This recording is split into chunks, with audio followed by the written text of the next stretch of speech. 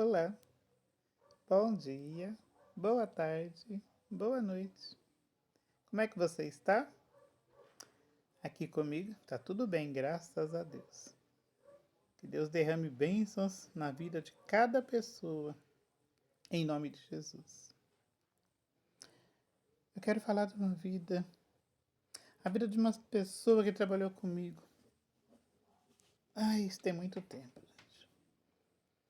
No tempo da caderneta de poupança, que só existia caderneta de poupança. Nós trabalhávamos e tinha uma colega nossa que, assim, todo o salário que ela recebia, ela não gastava assim, ela não fazia dívida. Naquele tempo ela vivia muito carnês, né?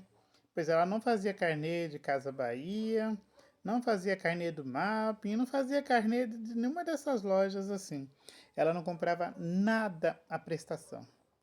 Tudo que ela comprava, quando ela comprava alguma coisa, era juntando dinheiro para pagar à vista. Nada à prestação. Mas essa menina, ela tinha um esposo e o esposo ficou desempregado. E depois, nessa de ficar desempregado, começou a beber. E ele exigia dela, em todo dia de pagamento, ele até acompanhava ela no banco para receber o dinheiro. Porque antigamente a gente tinha que ir lá no banco, lá dentro do banco, para receber o pagamento da gente, né? Houve um tempo que a gente trabalhava em firmas, né? A gente recebia dentro da firma. Era sempre dia 10 o pagamento, dia 25 o vale. Mas nós no nosso tipo de trabalho, a gente recebia pelo banco. Como esse era o Banco Banespa, lá de São Paulo, depois mudou para Nossa Caixa, depois mudou para Banco do Brasil. Por fim agora é Banco do Brasil. Então naquele tempo a gente recebia pelo Banespa. O marido dessa nossa colega, ele ia, acompanhava ela ao banco para receber o pagamento dela. E ele exigia dela todo o pagamento. Ele deixava uma quantiazinha com ela para fazer as compras da casa, para pagar água e luz. Não existia internet e telefone, essas coisas assim dentro das casas, não. Mas pagava-se água e luz. E isso durou um tempo, sabe? Quando ela comentou com a gente, lá no trabalho da gente, eu e uma outra colega falamos para ela assim: Fulana, você não pode falar quanto que você ganha, se você sabe que é desse jeito. Outra coisa, quando ele pega o dinheiro e deixa só um pouquinho para você fazer a compra e pagar as contas, você vai tirar desse dinheiro que ele te deu para fazer as compras, vai tirar desse dinheiro e esconder. Naquele tempo a gente podia guardar dinheiro debaixo do colchão. Ou a maioria das pessoas que guardava dinheiro era debaixo do colchão, dentro do travesseiro. Também tinha umas frestas, quem tinha casa de tijolo podia pôr nos buraquinhos do tijolo. Algumas pessoas colocavam dentro de um bule, aqueles bule que não usava mais, ou dentro sabe, do jogo de mantimento. Na vasilha de arroz, colocavam uma embalagem e punham ali dentro assim. Então assim muitas pessoas guardavam dinheiro. Aí nós orientamos essa nossa colega a fazer assim. Aí durou um tempo, sabe, gente? Até onde eu me lembro, aquele homem ficou uns 2 anos desempregado, só bebendo. Procurava serviço e não achava, ou não procurava, sei lá. Eu sei que ficou essa situação. Aí houve um tempo que, quando era um tempo de eleição, nós íamos trabalhar na eleição. Nós 4 colegas íamos trabalhar na eleição também. E nós fomos convocados pelo tribunal, né? Aí nesse tempo foi que a minha colega resolveu se libertar desse jugo. Porque com aquele conselho que a gente tinha dado para ela de esconder um pouquinho do dinheiro das compras, ela juntou bastante dinheiro. Juntou assim como se fosse 5 vezes o salário dela. Ela conseguiu.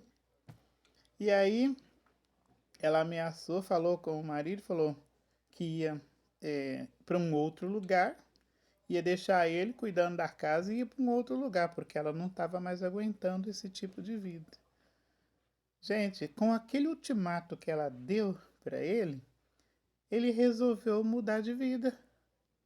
Ele parou de beber, começou a aceitar, sabe, serviço de servente de pedreiro, que geralmente as pessoas, os homens não queriam aceitar, mas antigamente o povo trabalhava bem, né? Mas ele não queria esse tipo de serviço. Começou a aceitar esse tipo de serviço, começou a fazer, começou e mudou de vida, parou de beber, só pelo medo de ficar sem a esposa e ter que cuidar da casa sozinho. As crianças eram pequenas dela. Se ela saísse e fosse embora, levaria as crianças. Ele ficaria sozinho para cuidar de uma casa. E a casa era própria deles. Então, gente, esse conselho que nós demos para aquela colega nossa naquele tempo ajudou muito ela. Porque ela pegou, separou o dinheiro, foi separando com dificuldade, vivendo aquela dificuldade. Ela não tinha como se livrar do jugo daquele homem antes dela ter um troquinho para poder ter a vida dela separada.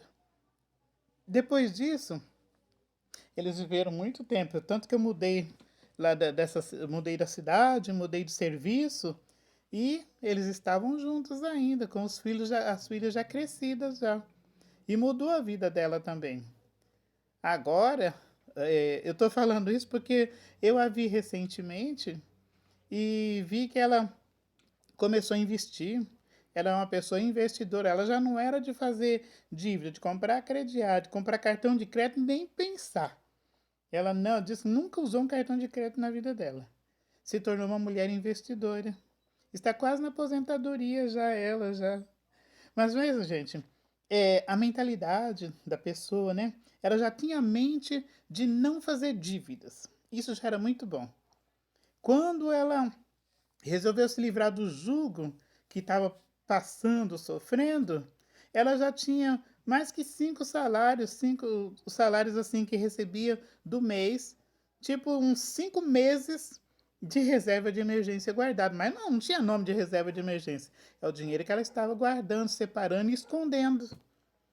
Isso foi muito bom, porque ajudou ela a tomar decisão.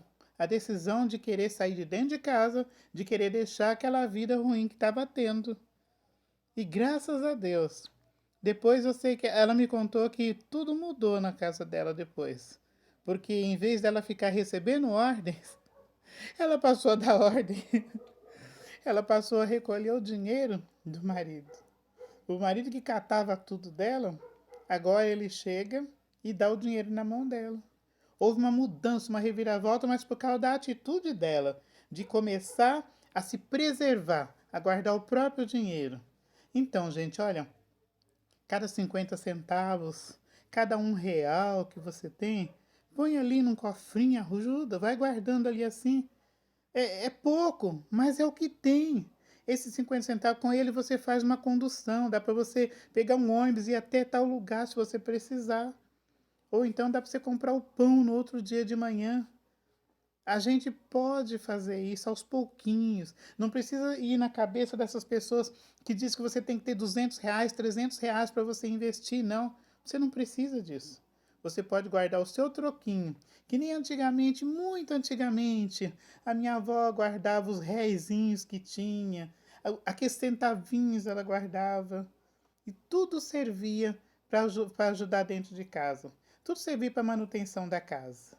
Então, assim, de pouquinho em pouquinho a gente pode ir. E eu fico feliz, depois que eu vi essa minha colega, depois de tanto tempo, tantos anos, de ver que a vida dela está tão mudada, a vida dela está tão melhor. E foi um simples conselho que a gente deu para ela há muitos anos atrás. Eu e umas outras colegas que nós estávamos todas juntas, né?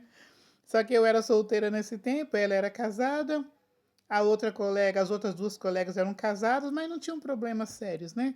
Todo mundo estava levando a vida assim. A diferença é que essa minha colega, ela não sabia como reagir. Ela não tinha um jeito para reagir. E com a conversa que ela teve com a gente conversando mais ela começou a reagir, começou e mudou a vida dela. Isso com a nossa ajuda e a graça de Deus também, né, gente? Então tem jeito para tudo. Se hoje está difícil, hoje está ruim, amanhã pode melhorar tudo na nossa vida. Tchau, gente. Fica com Deus, tá?